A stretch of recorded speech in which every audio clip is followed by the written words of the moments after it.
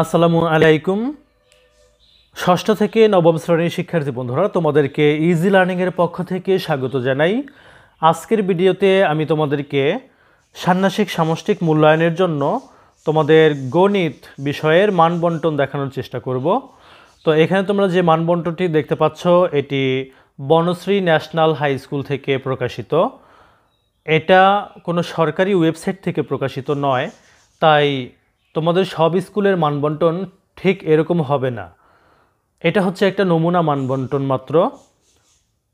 তোমরা যাতে একটা ধারণা নিতে পারো যে তোমাদের মানবন্টন কেমন হতে পারে, সেজন্য আজকের এই ভিডিওটি।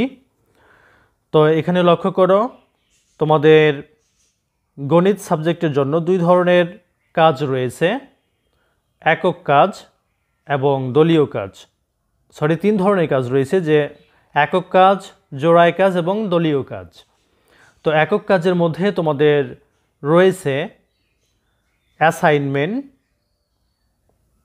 অভিজ্ঞতা ভিত্তিক ছক পূরণ, অনুশীলনীর প্রশ্ন উত্তর, অভিজ্ঞতা ভিত্তিক সমস্যা সমাধান, কুইজ।